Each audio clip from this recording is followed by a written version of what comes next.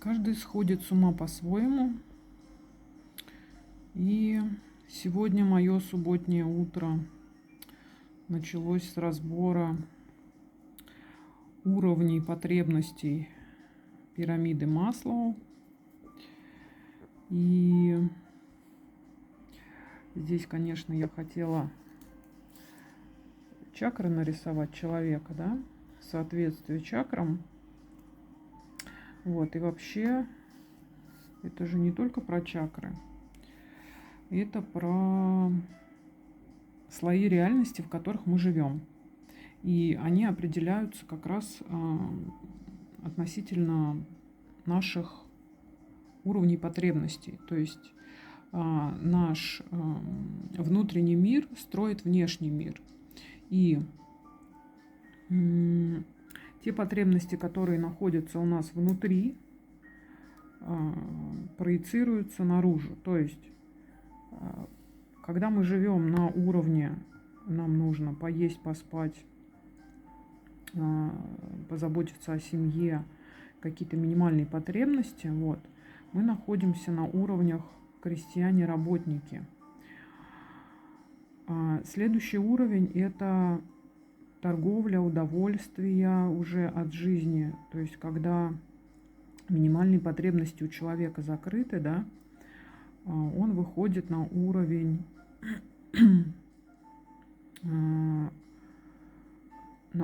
торговли и начинает взаимодействовать с миром. Вообще, на самом деле, на мой взгляд, вот этот самый нижний уровень крестьяне-работники, он с одной стороны индивидуальный, с другой стороны здесь индивидуальности нет, потому что это самый нижний уровень, и на нем рождается индивидуальность. То есть пока вы как бы не закроете свои физические потребности минимальные, вы не сможете двигаться дальше. Вот. Ошибка, что делают у нас вообще религии, когда жрецы, все религии, они вещают вот с этого уровня, даже не отсюда. С уровня жрецов вещают религии, и они говорят, что вот об этом забудьте, думайте вот об этом, и случается перекос. Человек не может жить в материальном мире, когда у него ничего нет, он думает, что ему не нужно ничего делать для того, чтобы себя обеспечить, да, думает, что Бог о нем позаботится. Вот здесь ловушка случается, да, из-за религий. Вот. И дальше также вот человек поднимается, да, на уровень, потом у него и причем вот эти потребности, на самом деле, они возникают естественным образом внутри человека, когда он переходит с уровня на уровень. То есть потребности потом во власти, место в социуме, потребности в любви и в жречестве как таковом, вообще здесь происходит самое как бы такое, здесь учителя еще, вот жрецы, учителя, вот, то есть все жрецы это учителя, да, то есть когда люди уже из своей любви, они отдают любовь вовне и передают знания, да, другим людям. Вот эти вот уровни я специально здесь не стала писать, написала вот здесь сбоку, да, творчество, самовыражение. Это уже относится к уровням Творца. И то есть как бы любое творчество, оно происходит вот с этого уровня. На 6-м уровне это интуиция, магия, то есть почему магия написал, маг, уровень мага, потому что интуиция, она как бы это уже необъяснимый уровень. Если творчество, оно как бы хоть как-то еще объясняется, хотя есть, конечно, творчество и тоже необъяснимым уровнем, можно никак не объяснить, но интуиция, магия, оно как раз это 6-й уровень.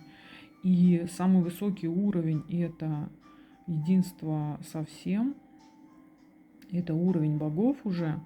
И получается, что у нас, да, вот здесь я хотел чакры нарисовать, у нас получается, вот первые 3 нижние чакры, они про самовыживание, и они про материальный уровень.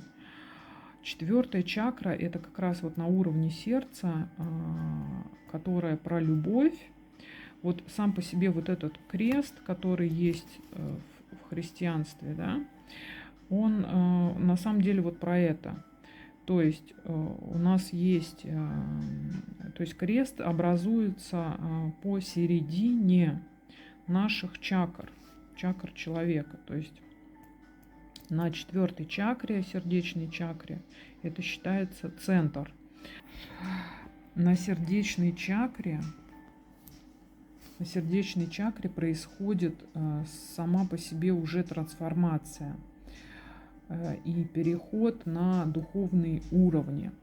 Но смотреть так как бы однобоко, что мы все начинаем вот отсюда, да, и заканчиваем вот здесь, это не совсем правильно, потому что если брать, например, там описание, там, дизайн человека, да, то есть и на самом деле вы можете заметить, да, что у некоторых людей больше проявлена какая-то определенная сфера, там кто-то творчеством занимается прям с самого детства, у кого-то более развита интуиция, да, у кого-то более развита торговля по умолчанию, да, и это говорит о том, что у нас в прошлых жизнях уже были какие-то наработки, и мы рождаемся каждый в той точке, где мы остановились в прошлом.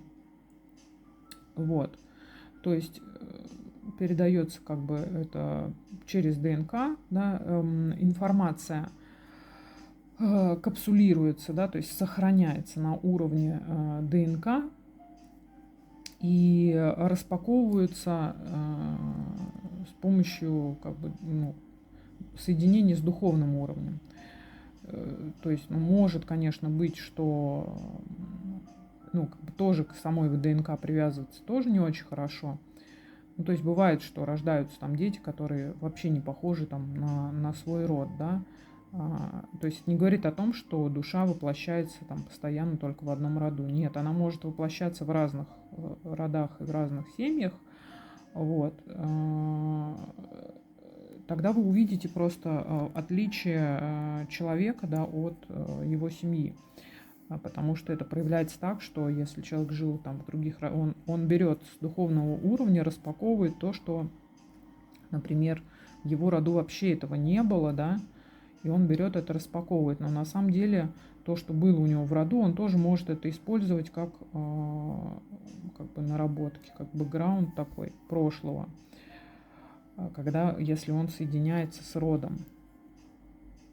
Вот, к чему я начала говорить, что вот это вот 3D мир, первые 3 нижние чакры, и это потребности, касающиеся в основном материального мира.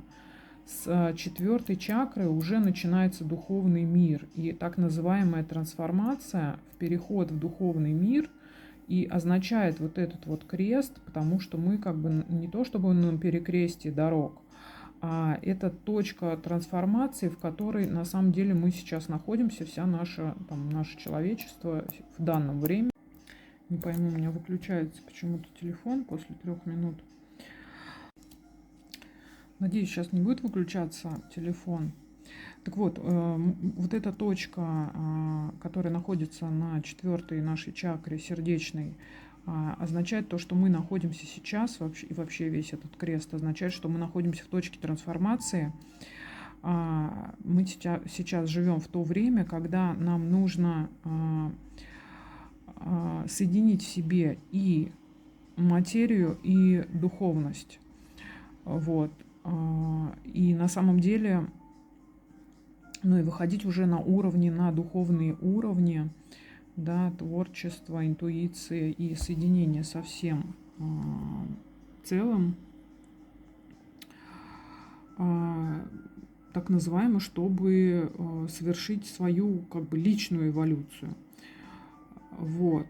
И помимо того, что у нас есть наши личные уровни развития, и мы все рождаемся в разных точках, то есть мы можем, тут смотрите, какой момент может быть, да, из-за того, что вот эти вот слои реальности, они разделены по потребностям, и на самом деле люди также объединяются по вот в древней, как это, ну, когда в Индии называют это кастами, на самом деле, ну, у них там 4 касты. Просто 4 касты, это вот, там есть еще, конечно, неприкасаемые. Раз, два, три, 4. Ну вот, как бы четвертая, просто после четвертой касты это идет уже как бы духовные существа, что ли, да, а 4 касты это считается, ну, здесь как бы материализованные 4 касты. Вот, но здесь можно разно многих как бы аналогий приводить. Так вот, помимо того, ну, то есть, почему про касты сказала? Потому что люди объединяются по этим кастам, то есть по своим интересам. Интересы часто связаны с потребностями, да, то есть и эти потребности, они возникают естественным образом. И получается, что человек может рождаться там в касте, не знаю, творцов, да, в касте творцов, но за всю жизнь может не реализовать, допустим, свое, не выйти самому в творчество, да. Почему? Потому что мы все равно изначально начинаем проходить вот так вот. То есть рост, так же как человеческое тело растет, да, у нас также растет и там психологическое и духовное тело, можно так сказать, да. То есть наш внутренний мир также растет вместе с человеческим телом, ну, точнее сказать, по образу и подобию человеческого тела. То есть мы, конечно, можем вырасти, и нам может быть уже там 50 лет, но мы можем находиться как бы на духовном уровне работника-крестьянина и не думать вообще о каких-то других ценностях, да. Так вот, то есть материальный, то есть сейчас скажу. То есть развитие человеческого тела, оно за собой не тянет духовное развитие. Вот. Духовное развитие происходит, когда человек этим занимается.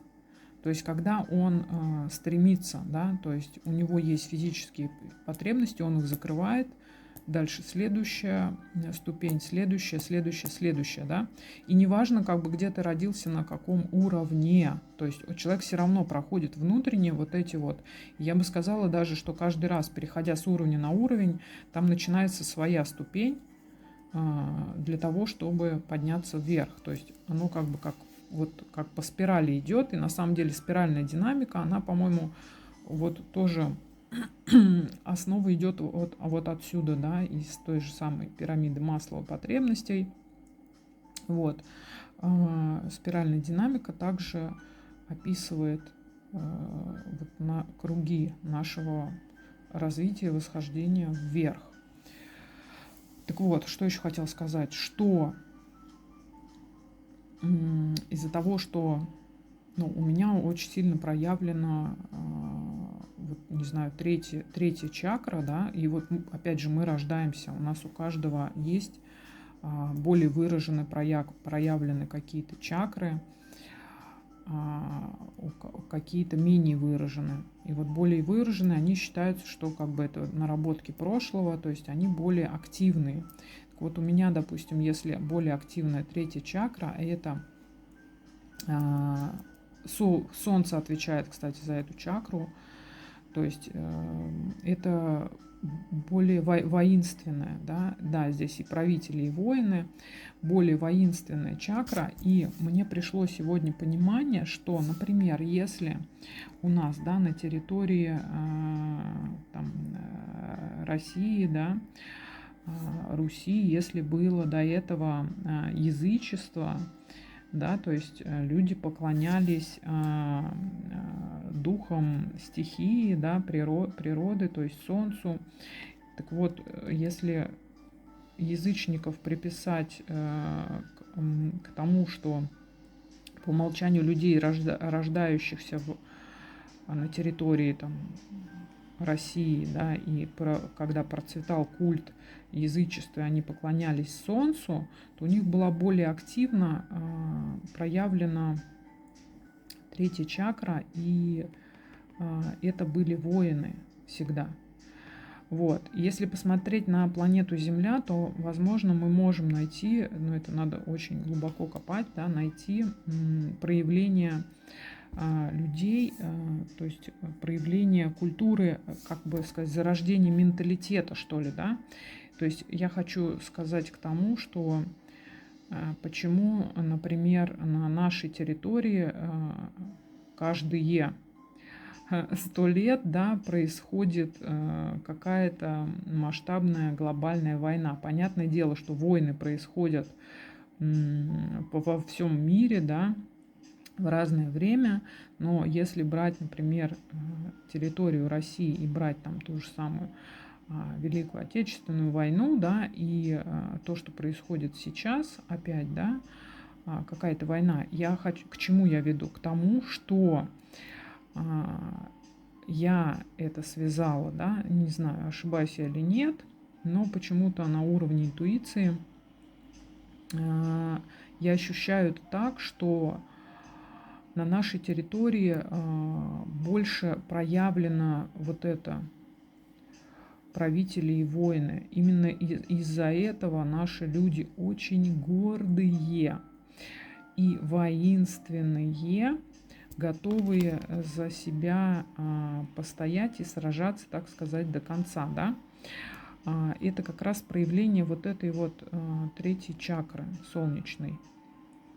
И на самом деле нам, то есть как, что еще хочу сказать, то есть нам от того, что вот миру мир, и что мир всегда, то есть мир должен быть без войн, нам, я думаю, что от этого не уйти, по крайней мере, в той системе, в которой мы сейчас живем. И получается, если на на ступени эволюции, на уровнях развития и стоит вот эта желтая военная, ну то есть не желтая военная, да, а точка трансформации — это как раз переход, да.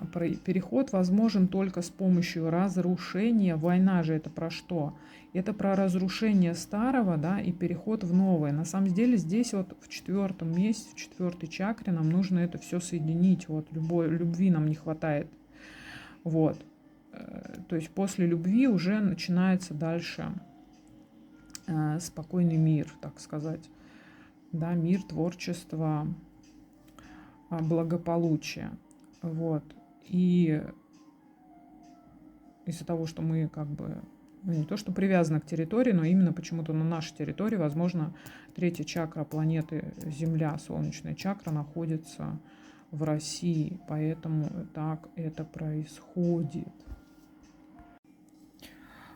Так вот, что я хочу сказать еще по поводу третьей чакры, вот этой солнечной, что это вообще чакра воинов, и на самом деле вся любая трансформация, она происходит благодаря войне.